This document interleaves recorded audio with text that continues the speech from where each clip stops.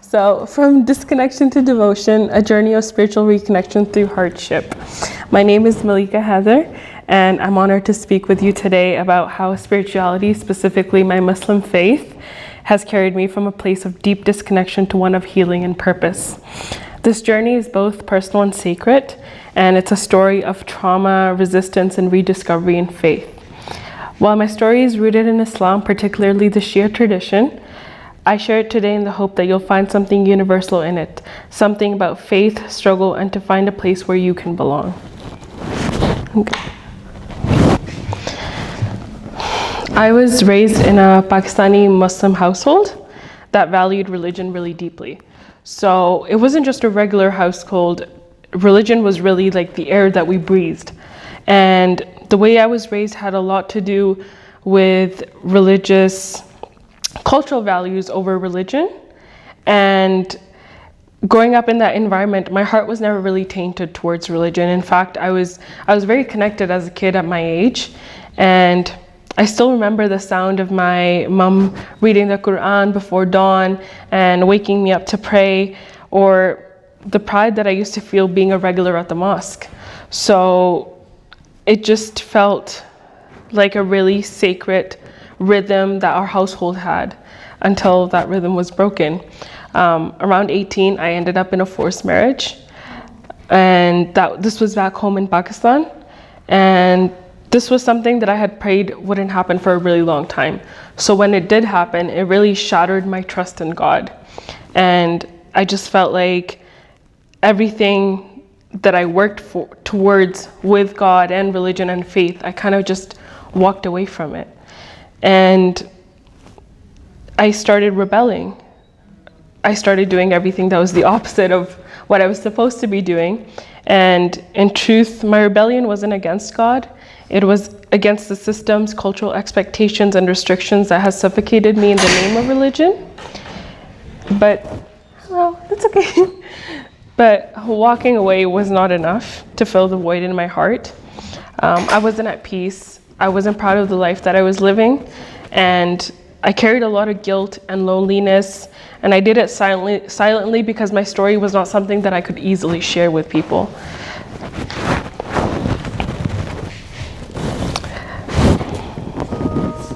Before I ever questioned my faith, I began questioning the way that it was presented to me. Growing up, religion and culture were so deeply intertwined that it was hard to tell where one started and the other stopped. I was taught to wear the hijab, not always with understanding, but with expectation. And I was taught obedience to parents, to elders, to community norms. And above all, I was taught to be silent, especially as a girl in a colored community. At first, I obeyed what I believed. I believed that doing what I was told meant I would be a good Muslim. And that eventually faded away, and those expectations that everyone had for me felt really suffocating. And I just felt that there was a certain point that I started asking myself, is this what God wants for me, or is this what everybody else expects, and I'm just following it, thinking that this is God's plan for me? And that kind of confusion really runs deep, I feel like, in a lot of colored communities, for girls especially who are young and raised in these immigrant families with these kind of norms and cultures. It makes it really hard to separate religion from culture, especially when we're exposed to a completely different way of life here in the West. And it made me question if my suffering was sacred or if it was simply just expected of me. And when I finally walked away from religion, I realized now that it wasn't really God that I had walked away from. It was the distortion of Him and all the beliefs and all the values that came more from culture and less from religion.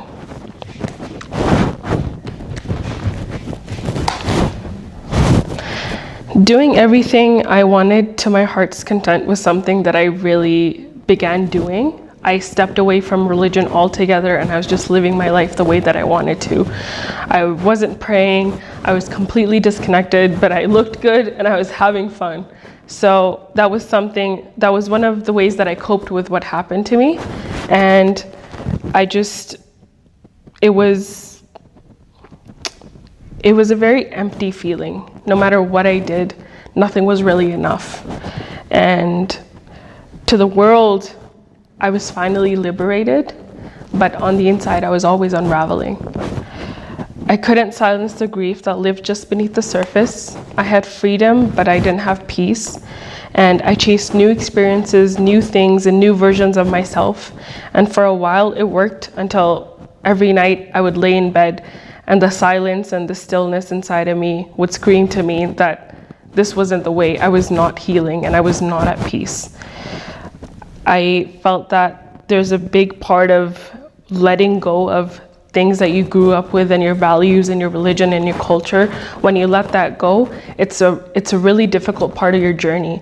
And I feel like when everybody talks about rebellion, it's very romanticized, but it's really hard to express that state of being where nothing makes sense and nothing is right and nothing is wrong because you're just questioning everything that you know. And it took me a really long time to realize that I had to go through those phases to be where I am today. And I don't think I would ever change what happened because it makes me who I am and what I stand for and what I'm doing today.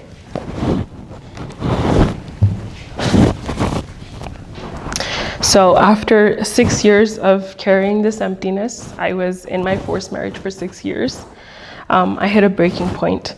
I was forcibly moved to Pakistan after I asked for a divorce, pulled out of university mid-degree, and tossed in my home country.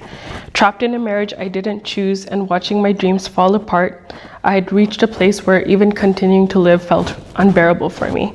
Soon enough, Ramadan began. It's a sacred month in Islam marked by fasting, prayer, and often described as a spiritual reset, a time to return to our essence and seek closeness with the divine. And I felt that this was the moment to pray with sincerity for the first time in years. To my astonishment, my prayers were answered. Shortly after Ramadan, the very person who had arranged my marriage, my father, ended up calling me and saying, "I think your happiness matters more than anything. Come back to Canada, finish your degree, start over." That moment of surrendering to God and the response that I got changed everything for me, and it was the beginning of my spiritual realignment.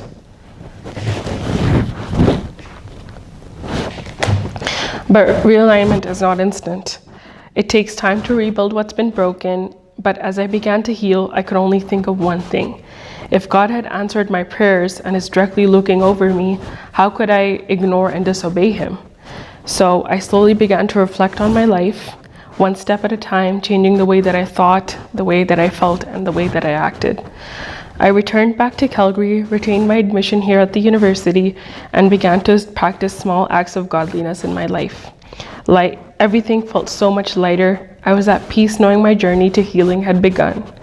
I still wasn't divorced at this point. I got divorced. I was married for 7 years, but I was separated for 1 year when I left. So technically I was married for 6 years and I got a divorce after a whole year. But during that time when I was away from all of that and I had began my journey, there was still this weight on my chest knowing that I still wasn't divorced, that I was still kind of trapped in some way. And no matter what I did, that weight was always there, even when I was trying to push through and move towards the better things in my life. So for the next little bit, everything about my life and the changes I was making was to be able to attend Arba'in, one of the most important pilgrimages in Shia Islam. Arba'in marks the 40-day mourning period for Imam Hussein, the grandson of Prophet Muhammad, who was martyred in the 7th century for standing against political tyranny and injustice.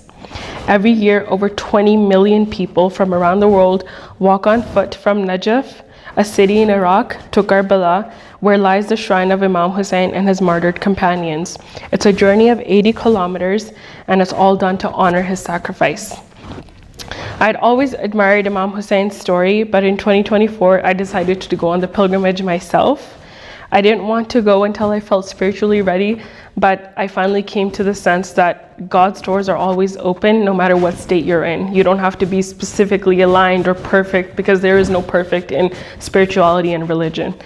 And so I went on the journey, and I just want to show you a little clip from the 80-kilometer walk that I did. If I can click on it. 80? Yeah, 80 kilometers takes 3 days. for a healthy person to walk.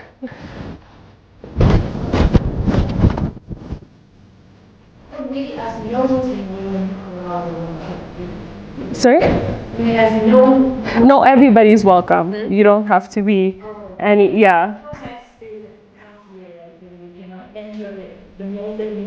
Sorry. This is a bit different, but that there are specific rules, but anybody is honestly welcome.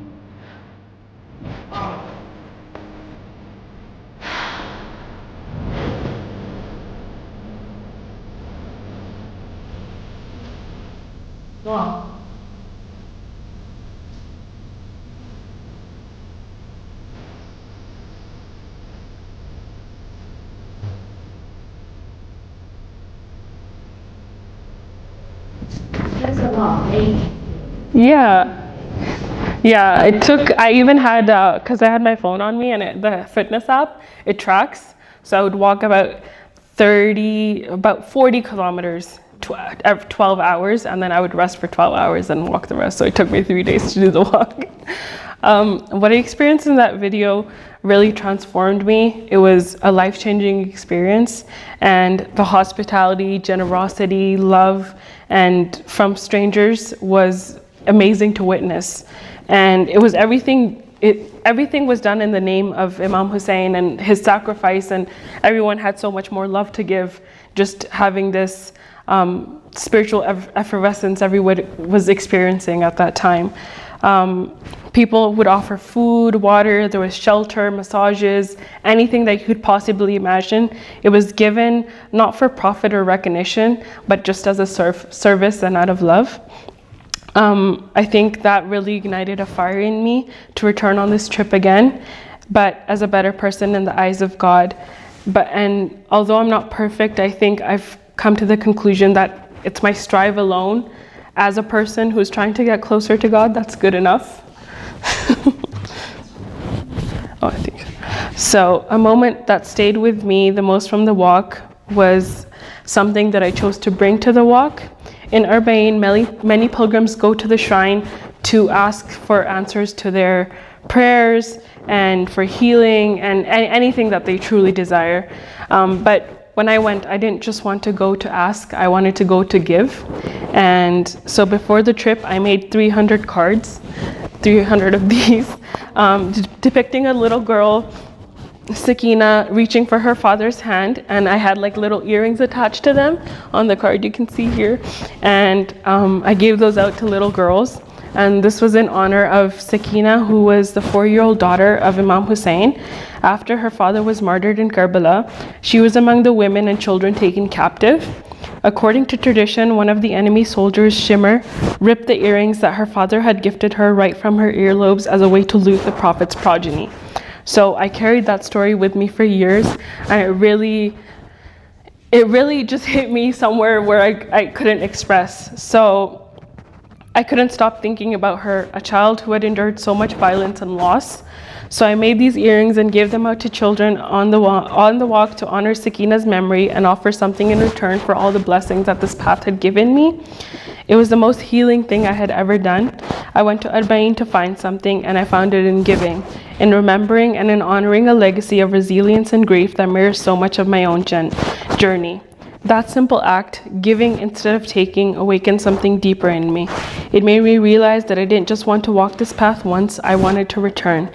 But this time, not just as a pilgrim, but as someone who serves. So this year I'll be attending Arbaeen again, but I'm going as a volunteer in a medical camp, and we'll be serving the pilgrims as free service, so dentists, physicians, pediatricians, anybody you can think of is going to be there. Through this spirituality, I have found frameworks for making sense of my pain and moving away from a place of emptiness to a deeper connection with God and my purpose in life. Imam Hussein's story taught me that suffering, when met with dignity and purpose, can be transformative. That faith is not blind obedience, but conscious alignment with justice, compassion, and love. I still struggle and have moments of disconnection. My prayers are not always focused. I make mistakes. But I've learned that spirituality is not about being perfect. It's about returning again and again to your Creator.